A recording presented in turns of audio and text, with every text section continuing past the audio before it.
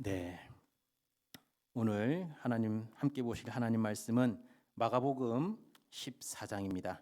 하나님 말씀 마가복음 14장 43절입니다. 신약성경 제가 가지고 있는 성경으로 80페이지에 있습니다. 마가복음 14장 43절부터 52절까지 제가 봉독해 드리도록 하겠습니다. 봉독해 드리겠습니다. 예수께서 말씀하실 때에 곧 12 중에 하나인 유다가 왔는데 대제사장들과 서기관들과 장로들에게서 파송된 무리가 검과 몽치를 가지고 그와 함께 하였더라. 예수를 파는 자가 이미 그들과 군호를 짜 이르되 내가 맞추는 자가 그이니 그를 잡아 단단히 끌어가라 하였는지라. 이에 와서 곧 예수께 나와 랍비어하고 입을 맞추니 그들이 예수께 손을 대어 잡거늘 곁에 서 있는 자 중의 한 사람이 칼을 빼어 대제사장의 종을 쳐 그 귀를 떨어뜨리니라. 예수께서 무리에게 말씀하여 이르시되 너희가 강도를 잡는 것 같이 검과 몽치를 가지고 나를 잡으러 나왔느냐. 내가 날마다 너희와 함께 성전에 있으면서 가르쳤으되 너희가 나를 잡지 아니하였도다. 그러나 이는 성경을 이루려 함이니라 하시더라. 제자들이 다 예수를 버리고 도망하니라. 청년이 벗은 몸에 배 홑이불을 두르고 예수를 따라가다가 무리에게 잡힘에 배 홑이불을 버리고 벗은 몸으로 도망하니라. 아멘. 오늘 본문 말씀은 예수님께서 잡혀가시는 그 순간을 묘사하고 있습니다. 주님께서 3년 3개월 공생활을 하시면서 참 많은 기적도 행하셨고요. 그리고 그 기적을 보면서 또 주님께서 하시는 말씀을 들으면서 많은 사람들이 예수님을 따랐습니다. 그래서 참 예수님을 따르던 수많은 사람들이 이분이 이제 우리 이스라엘을 구원해 주실 메시아인가? 이제 드디어 우리 이스라엘의 어두움이 걷히고 새로운 빛이 시작되는가? 라고 기대하고 있는 데에 뜬금없이 벌어진 사건이 바로 오늘의 이 사건입니다. 그래서 오늘 본 말씀은 예수님께서 잡히시던 날에 어떤 일이 벌어졌는가, 그리고 그 상황이 얼마나 절망적이었는가를 보여주고 있는 말씀입니다. 먼저 우리 오늘 43절 말씀을 보면은 이렇게 나와 있습니다. 예수께서 말씀하실 때에 곧 12 중에 하나인 유다가 왔는데 대제사장들과 서기관들과 장로들에게서 파송된 무리가 검과 몽치를 가지고 그와 함께 하였더라. 예수님께서 잡히기 시작한 겁니다. 그런데 예수님을 잡으러 왔는데 뭐라고 했냐니까 검과 몽치를 가지고 왔다라고 표현되어 있습니다. 이걸 48절에 보면은 예수님께서 뭐라고 표현했냐면 이렇게 얘기하셨습니다. 예수께서 무리에게 말씀하여 이르시되 너희가 강도를 잡는 것 같이 검과 몽치를 가지고 나를 잡으러 나왔느냐. 다시 얘기해서 이 군인들이 검과 몽치를 가지고 나왔다는 것은 뭘 뜻하는 겁니까? 범죄자 잡으러 왔다는 겁니다. 그래서 예수님은 그 당시에 랍비처럼 유대교의 지도자처럼 인정을 받던 분이었는데 예수님이 어떤 도둑질이나 강도나 살인이나 이런 걸 저지른 분도 아닌데 마치 그런 사람을 잡으려는 것처럼 검과 몽치를 가지고 나왔다는 겁니다. 굳이 그럴 필요도 없는데 그런데 왜 이런 일이 벌어졌냐? 우리 구약의 이사야서 53장 12절에 보면은 이렇게 나와 있습니다. 이는 그가 자기 영혼을 버려 사망에 이르게 하며 범죄자 중 하나로 헤아림을 받았음이니라. 우리가 잘 알고 있는 대로 여기 있는 그라는 부분이 바로 예수님을 나타내는 겁니다. 다시 얘기해서 예수님께서 잡혀 들어가실 때에 범죄자 중 하나로 헤아림을 받도록 되어 있었다는 겁니다. 주님께서 그렇게 예언을 해 두셨다는 예정을 해 두셨다는 겁니다. 그래서 주님께서 잡히시던 날 밤에 첫 번째 절망스러운 상황이 뭐냐니까 내가 그렇게 나쁜 일을 한 것도 아닌데 범죄자 취급을 받는 그런 상황에 먼저 이른 것입니다. 그러고 나서 그 다음에 보면은 44절에 보면은 이렇게 나와 있습니다. 예수를 파는 자가 예수를 파는 자가 이미 그들과 군호를 짜 이르되 내가 입맞추는 자가 그이니 그를 잡아 단단히 끌어가라 하였는지라. 여기서 예수를 파는 자가 그러니까 우리 다 알고 있는 대로 바로 가룟 유다입니다. 가룟 유다는 다른 사람이 아니라 바로 예수님의 12 제자 중에 한 사람이었습니다. 근데 예수님의 가장 최측근이었다고 할 수 있는 그 가룟 유다가 바로 예수님을 배신하고 예수님을 군인들에게 넘겼습니다. 이것이 예수님께서 당한 두 번째 어려운 절망스러운 상황입니다. 그래서 예수님께서 유다에게 잡혀가실 때에 어떻게 잡혀가니까 군호를 짜서 잡아가는데 가룟 유다가 예수님에게 와서 키스를 하면은 입을 맞추면은 그게 바로 예수님인 줄 알고 잡아가라. 근데 여기서 예수님에게 가룟 유다가 입을 맞춘 이 행위 어떤 행위냐니까 그 당시에 유대인들이 랍비를 따를 때에 랍비를 향해서 존경과 사랑을 표시하는 신호로 표시로 했던 행위가 이 랍비에게 입 맞추는 행위였습니다. 즉 다시 얘기해서 예수님에게 자신의 존경과 사랑을 표시하는 듯하지만 오히려 그게 예수님을 배반하는 행위가 되었던 것입니다. 더 나아가서 또 오늘 본 말씀의 47절에 보면은 곁에 있는 자 중에 한 사람이 칼을 빼어 대제사장의 종을 쳐 그 귀를 떨어뜨리니라라고 되어 있습니다. 여기 있는 곁에 서 있는 자 중에 대제사장의 종을 친 사람이 누구냐니까 바로 베드로입니다. 그래서 요한복음에 보면은 18장 10절에 이렇게 나와 있습니다. 이에 시몬 베드로가 칼을 가졌는데 그것을 빼어 대제사장의 종을 쳐서 오른편 귀를 베어버리니 그 종의 이름은 말고라. 그래서 이 베드로가 자신이 갖고 있던 칼로 이 대제사장의 종을 치는 사건이 발생합니다. 이게 뭐냐니까 지금 예수님을 따르던 제자들 중에 자기들이 상황을 딱 보고 여기서 우리가 지금 뭘 할 수 있을까라고 고민했을 때에 물론 베드로 혼자 칼을 들고 있고 그 베드로 혼자서 거기 있는 모든 이 군인들과 싸워서 이길 가능성도 없지만 어떻게 합니까? 마지막 저항이라도 해보는 겁니다. 그런데 그것조차도 어떻습니까? 될 리가 없는 참 거의 무의미한 그런 저항을 하고 있다는 겁니다. 그리고 더 나아가서 오늘 본문 49절에 보면은 예수님께서 이렇게 얘기하십니다. 내가 날마다 너희와 함께 성전에 있으면서 가르쳤으되 너희가 나를 잡지 아니하였도다. 그러나 이는 성경을 이루려 함이니라 하시더라. 이 무슨 말입니까? 예수님께서 자신을 잡으러 온 군인들을 보고 저항을 한 게 아니라 이제 때가 되었으니까 잡아가라. 지금 이렇게 얘기하고 계신다는 겁니다.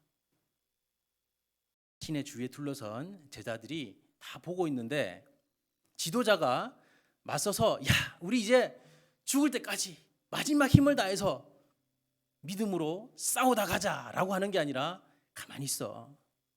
나 그냥 잡혀갈게 라고 하고 있다는 겁니다. 주님께서 베드로가 이 대제사장의 종을 칠 때에 심지어는 이런 말까지 합니다. 내가 지금 원하면은 하늘에서 12영도 더 되는 천사를 불러다가 다 물리치고 여기서 나갈 수 없겠냐. 그런데 이건 하나님의 뜻을 이루기 위해서 내가 이렇게 하지 않으면 하나님의 뜻이 이루어질 수 없기 때문에 내가 지금 가야 된다라고 말씀하십니다. 제자들이 볼 때에 그럼 힘이 없는 것도 아니고 힘도 있으면서도 자기 스스로 나아간다는 겁니다.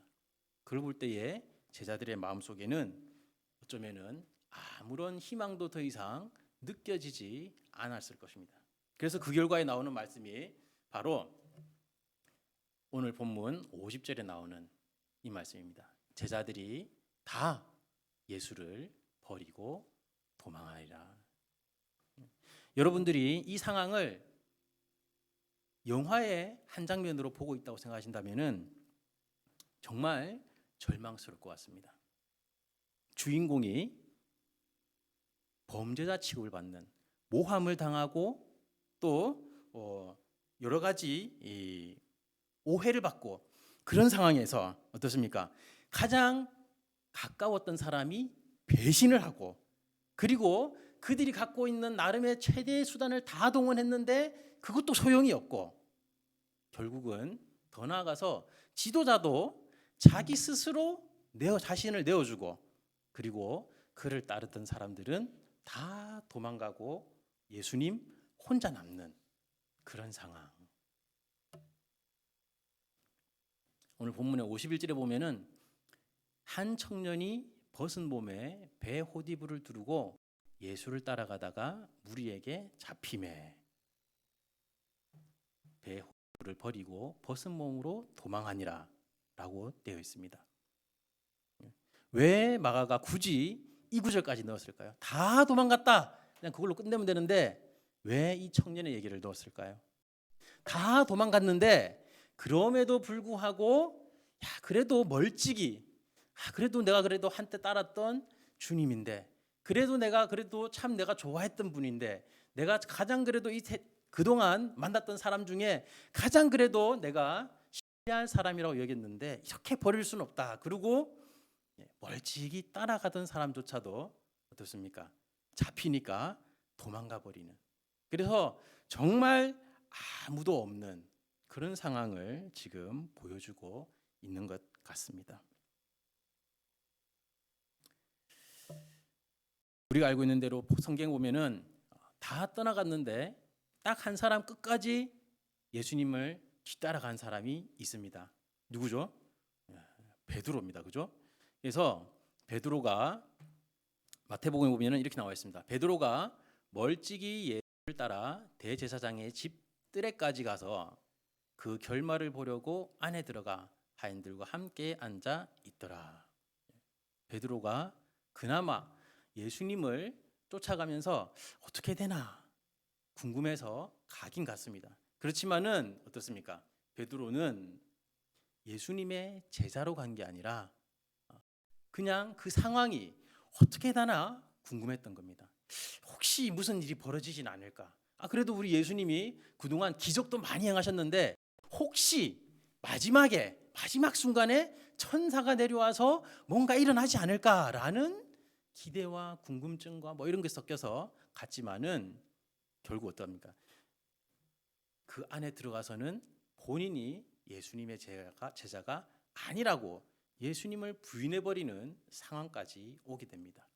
차라리 안 갔으면 나았을 텐데 오히려 가가지고 대놓고 나는 저분을 모릅니다 라고 얘기를 3번이나 하는 상황까지 오게 됩니다. 얼마나 절망스러운 상황입니까? 그래서 우리 눈에는 정말 절망적일 수밖에 없어 보이는 이 밤에, 이 상황에 주님께서는 어떻게 이 상황을 보고 계셨을까? 저 위에 계시는 하나님 아버지께서는 이 상황을 어떻게 보고 계실까? 한번 생각해 봤으면 좋겠습니다.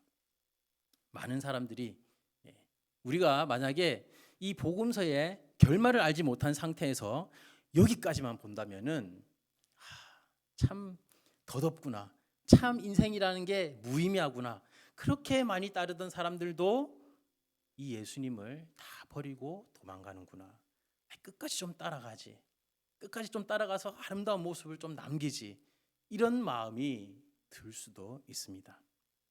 그런데 오늘 본문 말씀에 주님께서 49절에 하신 말씀 속에 우리가 이 상황을 어떻게 봐야 하는지, 그리고 우리가 이러한 상황에 닥쳤을 때에 우리가 그걸 어떻게 이해해야 하는지를 알려주는 말씀이 여기에 있습니다.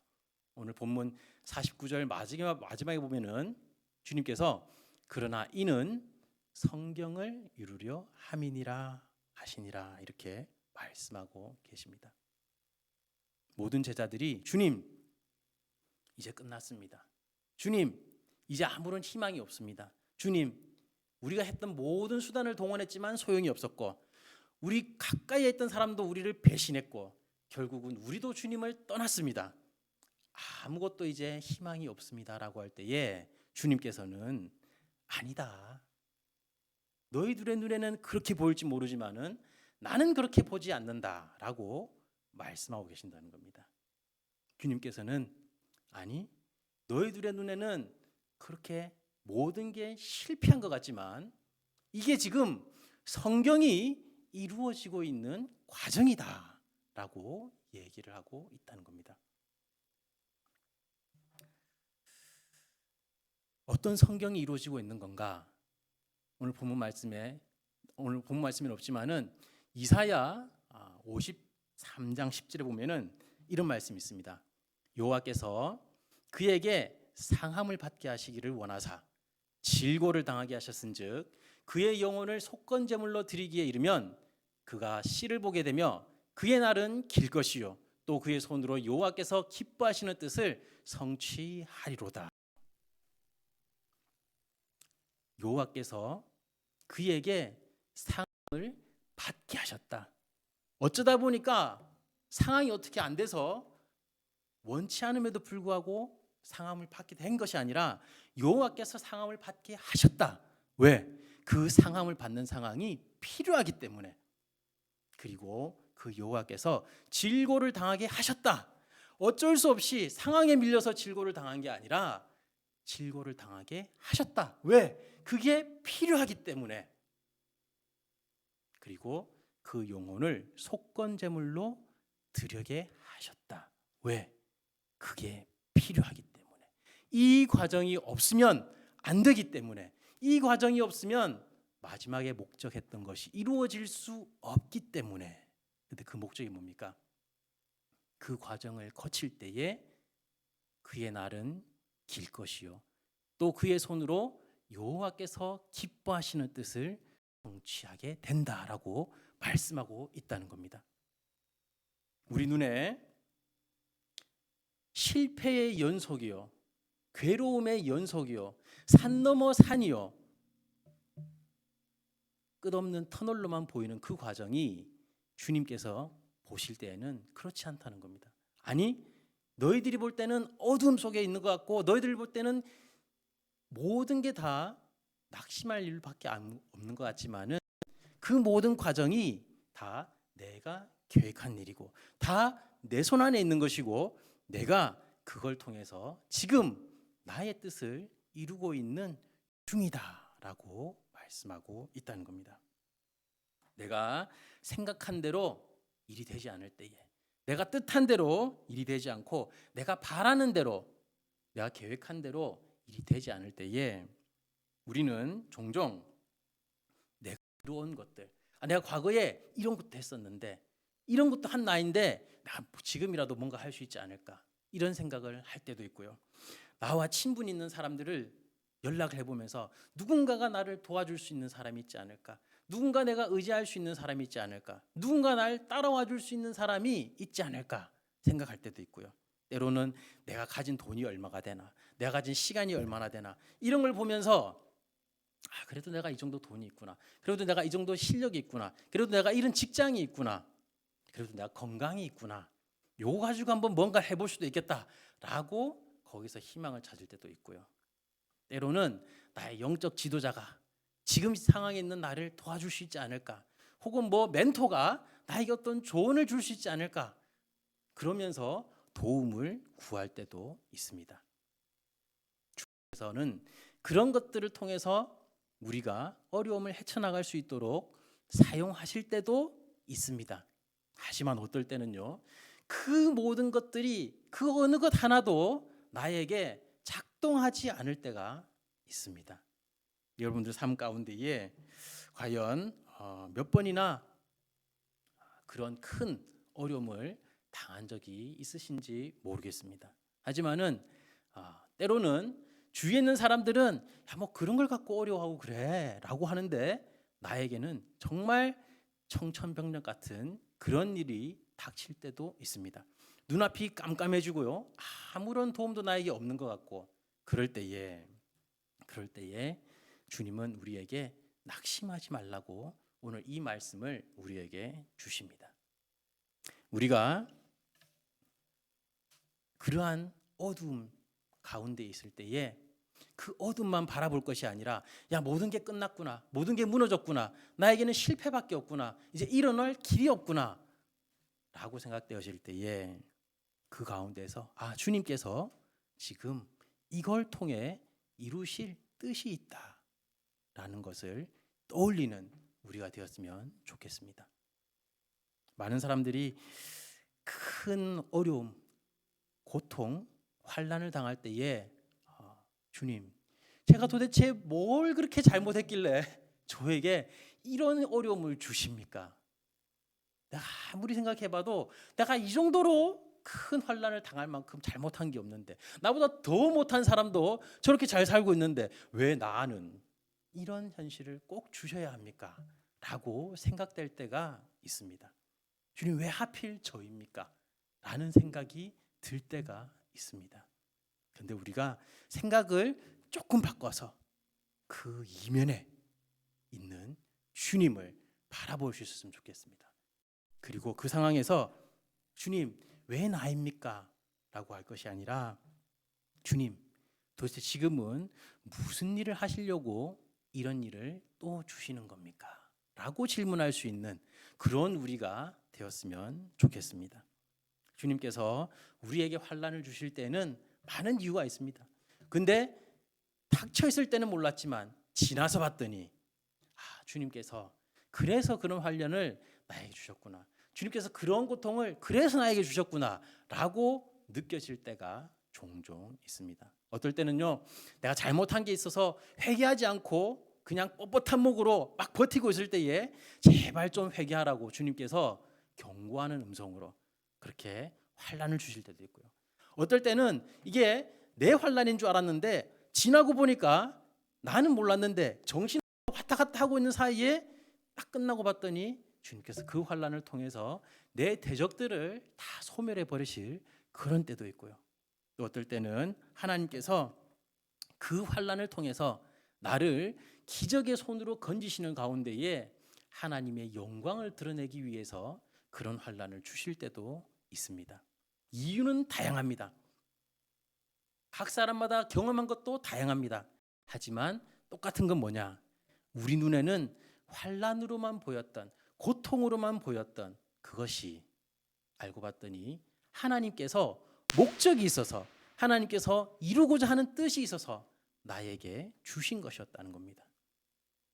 지나고 나서 내가 알게 되어서 좀 안타깝긴 하지만, 그렇지만 오늘 이 말씀을 드리는 이유는 이제 지나고 나서 그랬구나 라고 느끼는 게 아니라 이제 환난이 올 때에 주님께서 뭔가 지금 일을 하려고 하시는구나 라고 느낄 수 있는 그런 우리가 되었으면 하는 마음에서 이 말씀을 드립니다.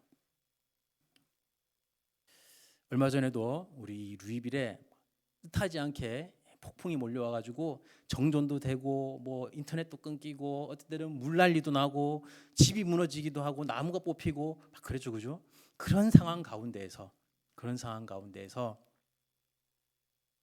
우리가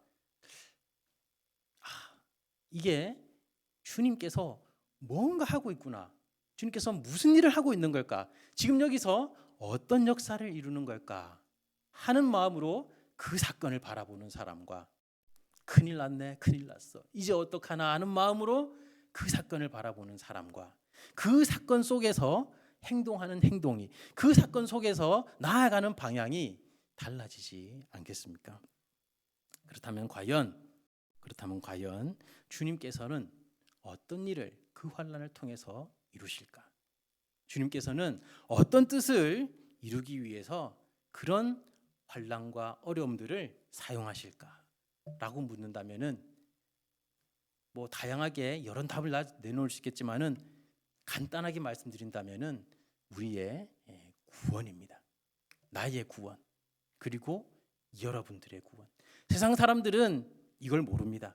그래서 세상 사람들은 어려운 역경이 오고 환란이 오고 그러면은 그 환란이 지나고 나면은 내가 더 튼튼해져 있다, 내가 더 자라 있다, 그리고 그 환란이 오히려 전화위복이 된다, 뭐 이런 말을 하지만은 우리 주님은 환란과 어려움과 역경을 주실 때에 막연히 잘 될 거야, 이게 아니라 뜻하신 바가 있다는 겁니다. 그게 바로 나의 구원이요, 다른 사람의 구원이요, 이 세상의 구원이라는 겁니다.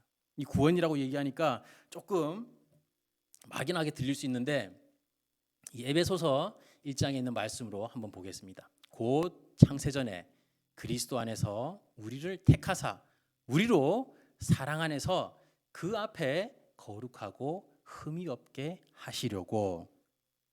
그리고 5절에 보면은 그 기쁘신 뜻대로 우리를 예정하사 예수 그리스도로 말미암아 자기의 아들들이 되게 하셨으니라고 말씀하고 있습니다. 주님께서 우리를 거룩하고 흠이 없는 자로 만드시는 것, 이게 바로 구원입니다. 주님께서 여러분들을, 저를 하나님 앞에 설 때에 거룩하고 흠이 없는 자로 만드는, 이 세상에서 돈 잘 먹고 돈 잘 벌고 맛있는 거 먹고 좋은 집에 살다가 죽는 게 아니라 이 세상에서 큰 역사에 남을 큰 업적을 세워서 길이길이 후대에게 기억되는 그런 사람 만드는 게 아니라 주님 앞에서 거룩하고 흠이 없는 자로 만드는 것, 이게 바로 하나님이 목적하고 계시는 저의 구원이고 우리의 구원이라는 겁니다. 그러면 답 나왔죠? 주님께서 우리에게 어려움을 주실 때에, 우리로 하여금 긴 터널을 지나게 하실 때에 뭘 위해서라고요? 우리로 하여금 하나님 앞에 거룩하고 흠 없는 자로 만들기 위한 거라는 겁니다. 다시 얘기해서 환난을 만나시면은 이렇게 생각하시면 됩니다. 주님께서 저를, 내 주위에 있는 사람을 거룩하고 흠 없게 만드시려고 또 일을 하고 계시는군요. 이렇게 생각하시면은 100점이라는 겁니다. 거기에 더 이상 답 달 게 없습니다. 그 이상 다른 답이 있을 수가 없습니다. 주님께서 나에게 왜 이런 현실을 주십니까? 이게 이제는 우리의 질문이 아니라, 주님, 그러면은 이 상황을 통해서 어떻게 주님은 저를 거룩하게 하시려 하십니까? 주님은 이 상황을 통해서 어떻게 저를 흠없게 만들려고 하십니까? 주님께서 이 상황을 통해서 어떻게 우리 가정을, 어떻게 우리 교회를 거룩하고 흠없게 만들려고 이 현실을 지금 우리에게 주시는 겁니까? 이게 지금 우리가 찾아야 할 질문이고, 거기 우리의 답이 있다는 겁니다. 우리가 이제 끝났다, 이제 가망이 없다 라고 느껴질 때가 있다면은 오히려 주님의 시각에서 바라볼 때에 그때가 바로 주님이 일을 하기 시작하는 때입니다. 그리고 그 일의 끝에 우리는 정말 우리가 상상도 못했던 놀라운 일들, 놀라운 역사들이 기다리고 있을 것입니다. 그래서 우리가 믿음의 눈으로 바라보지 못할 때는 낙심이 일어날 수밖에 없는 상황들이요, 믿음의 눈으로 바라보면은 우리 안에 소망이 생깁니다. 믿음의 눈으로 바라보면은 우리 안에 기대가 생깁니다. 야, 이 현실을 지나고 나면 나는 어떻게 변화되어 있을까? 기대된다. 이 현실을 지나고 나면은 우리 가정은 어떻게 거룩하게 변화되어 있을까? 기대된다. 이런 기대가 일어날 수 있다는 겁니다. 아람 왕이 엘리사를 잡으려고 군대를 보냈을 때에 이 엘리사의 사환 게하시가 엘리사에게 이렇게 얘기를 합니다. 하나님의 사람이 사환이 일찍 일어나서 나가보니 군사와 말과 병거가 성읍을 에워쌌는지라. 그의 사환이 엘리사에게 말하되 내 주여, 우리가 어찌하리까 하니. 엘리사요, 이거 이제 어떡합니까? 우리가 뭔가 할 수 있는 게 있습니까? 이렇게 많은 군대가 우리를 둘러싸고 있는데 빠져나갈 길도 없고 무기도 없고 사람도 없고 준비도 안 돼 있는데 어떡합니까? 무슨 방법이 있습니까? 라고 할 때에 엘리사가 기도합니다. 기도하여 이르되 여호와여 원하건대 그의 눈을 열어서 보게 하옵소서 하니 여호와께서 그 청년의 눈을 여심해 그가 보니 불말과 불병거가 산에 가득하여 엘리사를 둘렀더라. 이 사환이 이 눈이 뜨여지기 전에는 죽었구나, 다 끝났구나, 이제 어떡하지? 라는 마음으로 주저앉아 있을 때에 눈이 뜨이니까 하나님의 불말과 불병거가 가득한 게 보입니다. 그 순간 이 사환이 여전히 앉아 있겠습니까? 벌떡 일어나가지고 이제 뭐부터 할까요? 뭐 하면 될까요? 이제 이러고는 자신만만하여 의기양양하여 나가지 않겠습니까? 우리도 마찬가지입니다. 우리의 눈으로, 믿음의 눈으로 바라볼 때에 우리가 보지 못했던, 우리가 경험하지 못했던 것에 대한 기대가 있을 수 있다는 겁니다. 이 예수님께서 주님께서 이스라엘을 향해서 이스라엘 말기에 참 많은 저주의 말씀을 많이 하십니다.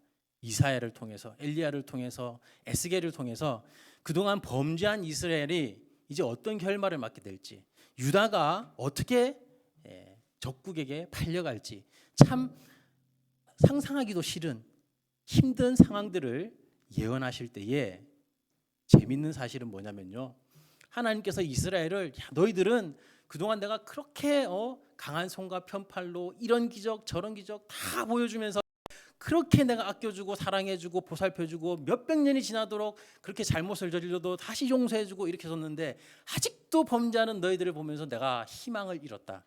너희들은 더 이상 가망이 없다. 그러니까 너희들은 내가 아주 그냥 세상에 둘도 없이 처참한 모습으로 멸망을 시켜버릴 거야 라고 끝낸 게 아니라 이스라엘 백성들이 주님 그렇게까지 저희를 멸망시키실 겁니까? 그렇게까지 저희들을 비참하게 치시렵니까? 라고 하고 있는 그 상황 속에서 항상 이사야의 끝을 보면, 예레미야의 끝을 보면, 에스겔의 끝을 보면 하나님은 희망의 말로 끝을 맺으십니다.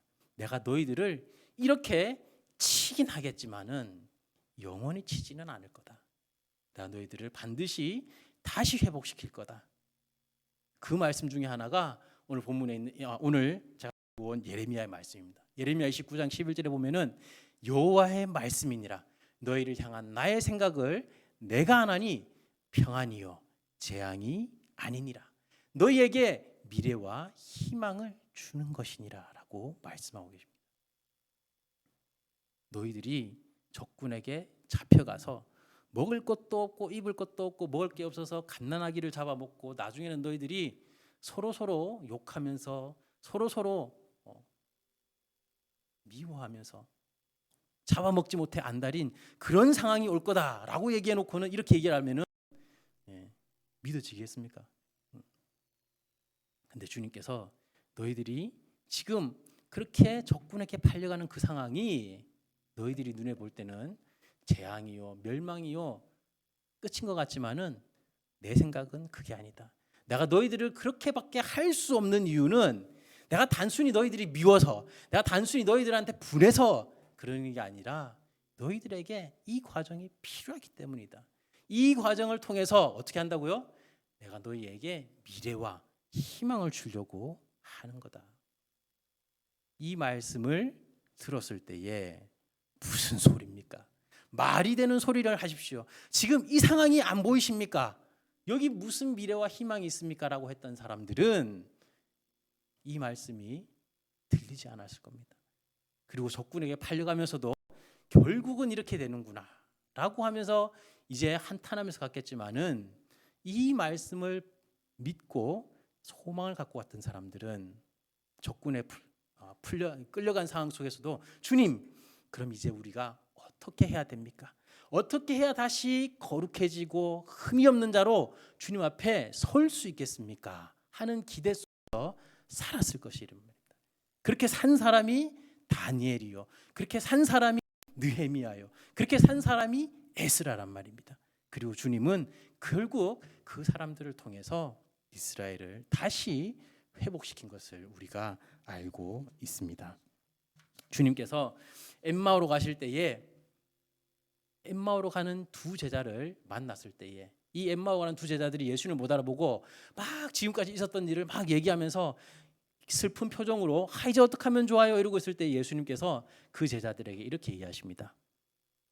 미련하고 선지자들이 말한 모든 것을 마음에 더디 믿는 자들이여, 그리스도가 이런 고난을 받고 자기 영광에 들어가야 할 것이 아니냐 하시고, 너희들이 겪은 이 모든 과정이 너희들이 볼 때는 재앙이요, 어두움이요, 고통이요, 환난같이 보일지 모르겠지만 너희들이 성경을 바로 봤다면, 너희들이 성경을 보고 하나님이 말씀하신, 하나님이 약속하신 것을 믿었더라면 너희들이 오히려 그 상황 가운데에서 그리스도가 그 고난 후에 받게 될 영광을 기대했을 거야.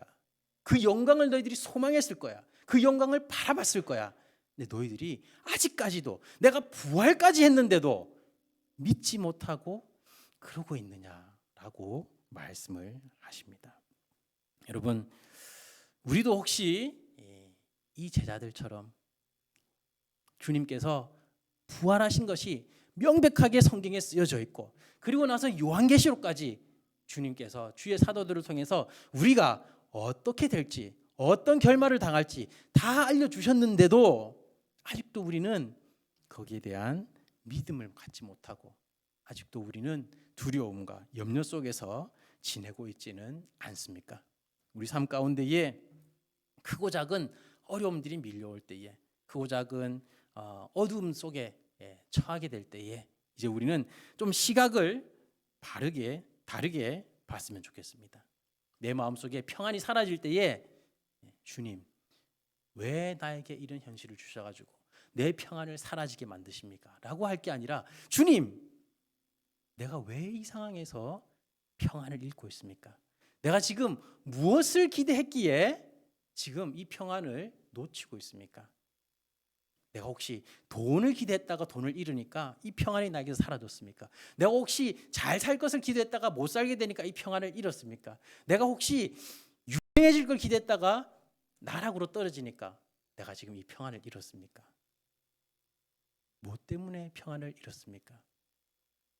그 평안을 잃은 이유를 발견했으면 좋겠습니다. 그래서 결국 아내가 믿음을 믿지 못해서, 내 이 환난 속에서 역사하시는 하나님을 발견하지 못했기 때문에 이 평안이 없는구나 라는 것을 발견하고, 그 하나님을 다시 찾고 그 하나님을 발견하고 그 뒤에서 역사하고 계시는 주님을 바라볼 수 있는 우리가 되었으면 좋겠습니다. 예전에 제가 이 미국 방송을 듣다가 이런 얘기를 들은 게 있습니다. 미국 엄마들이 아이들에게서 정말 듣기 싫어하는 말 중에 뭐 베스트 10 이런 게 있는데, 그 중에 보면은 뭐 promise me 뭐 이런 말, 또 어떨 때는 it's unfair, 굉장히. 근데 그 중에 하나 딱 제 귀에 꽂혔던 말이 하나 있는데 뭐냐니까, are we there yet? 언제 나오는 말이죠? 애 데리고 차 끌고 가면은 항상 나오는 말이랍니다. 이게 나는 나만 듣는 건 줄 알았어요. 근데 이 얘기를 다른 미국 엄마들도 많이 듣는데요. 차만 끌고 어디 가면은 얘들이 그렇게 그걸 물어본대요. 우리 애들도 우리 집에서 저희 교회까지가 15분입니다. 15분이고 어디 가는지도 알아요. 교회 가는지도 알아요. 근데 15분 거리에 한 10번을 물어봅니다. Are we there yet? 언제? 아직도 도착 안 해서 너무 짜증나는데, 짜증내면 안 되기 때문에 그때마다 설명을 해주는데, 이제는 좀 괜찮아요. 이제는 얘들이 시계를 볼 줄 알아서 우리가 50분에 도착해 그럼 이제 자기들끼리 50분까지 5분 남았어 막 이러면서 그러고 가는데, 여러분들 그 얘기를 할 때에, 그 애들이 그 얘기 할 때에 어디 가는지도 알아요. 아빠 분명히 얘기해 줬어요. 얘기해 줬는데 또 물어봐요. 왜 물어볼까요? 지루한 거예요. 힘든 거예요. 기다릴 수가 없는 거예요. 빨리 도착했으면 좋겠는 거예요. 근데 여러분들, 그게 힘든 하지만 그 아이들의 마음속에는요, 적어도 근데 우리 교회 가는 거지 하는 거에 대한 생각은 있어요. 근데 그 목적지가 만약에 뭐 디즈니 월드다 이러면 어떻게 됩니까? 이제 막 1000번은 물어보지만은 그렇다고 해서 애들이 힘들진 않아요. 버틸 수 있어. 이 끝에 디즈니랜드가 있어. 근데 만약에 그게 없다면, 그 목적지를 모른다면 그 아이들은 정말 한없이 지루하고 힘들 거예요. 그렇죠? 우리도 마찬가지입니다. 우리도 주님께서 날 구원하실 걸 압니다. 주님께서 날 위해 역사하고 있다는 걸 압니다. 근데 다만 안타까운 거는 주님, 근데 나 이거 언제까지 견뎌야 되는 거예요? 근데 주님, 이거 어디까지 깊이 내려가야 되는 거예요? 그게 몰라서, 안 보여서 답답할 수는 있습니다. 그렇지만 여러분들, 그 가운데서도, 그렇지만 그럼에도 불구하고 힘들긴 하지만 그래도 우리에게는 주님이 있다.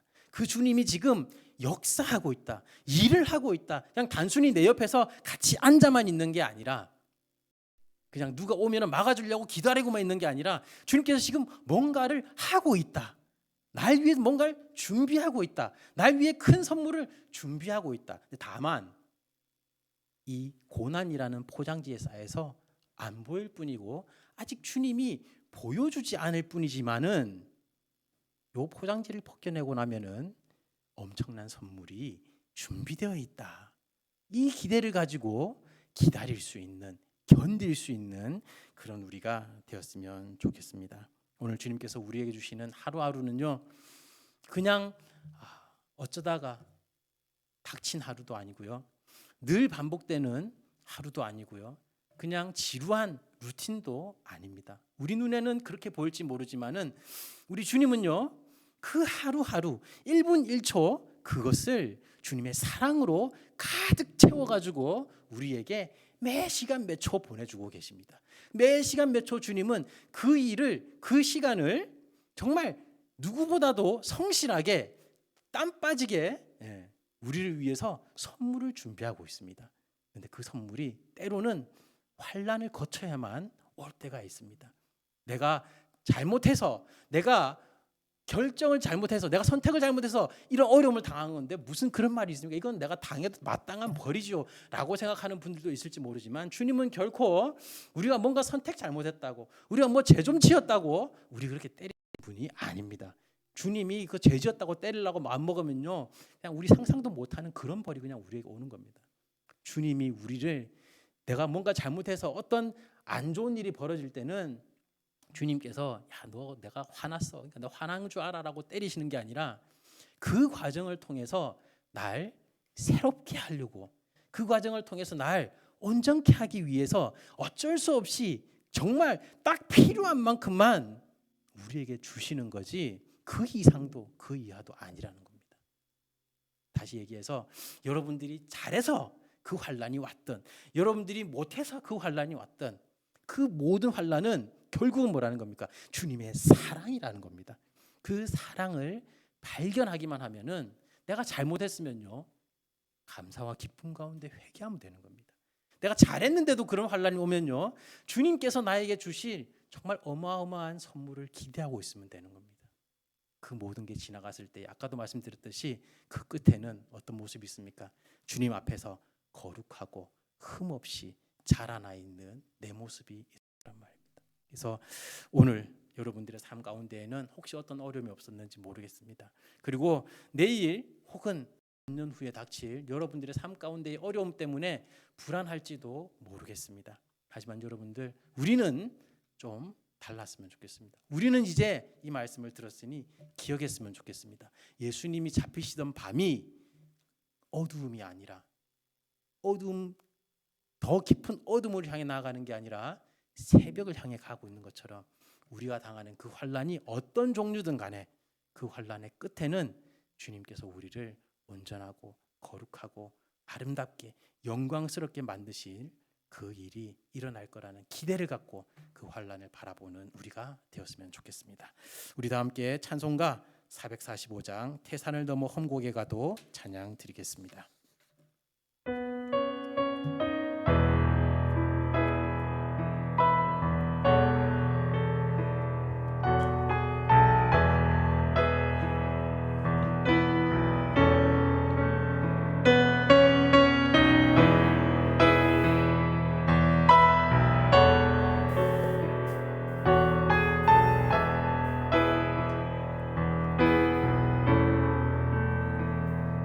산을 넘어 험곡에 가도 빛 가운데로 걸어가면 주께서 항상 지키시기로 약속한 말씀 변치 않네. 하늘의 영광 하늘의 영광 나의 맘속에 차고도 넘쳐 할렐루야를 힘차게 불러 영원히 주를 찬양하리. 캄캄한 밤에 다닐지라도 주께서 나의 길 되시고 나에게 밝은 빛이 되시니 길 잃어버릴 염려 없네. 하늘의 영광 하늘의 영광 나의 맘속에 차고도 넘쳐 할렐루야를 힘차게 불러 영원히 주를 찬양하리. 광명한 그 빛 마음의 바다 찬란한 천국 바라보고 할렐루야를 힘차게 불러 날마다 빛에 걸어가리. 하늘의 영광 하늘의 영광 나의 맘속에 차고도 넘쳐 할렐루야를 힘차게 불러 영원히 주를 찬양하리. 기도했으면 좋겠습니다. 주님께서 우리에게 주시는 환난 가운데에 낙심하고 슬퍼하고 괴로워하는 것이 아니라 주님께서 나에게 무엇을 어떤 선물을 주시려고 이 현실을 주시는가 기대하며 고민하며 오히려 소망 가운데에 그 환난을 그 어려움을 그 어두움을 나아갈 수 있도록 우리 함께 기도하며 나아가겠습니다.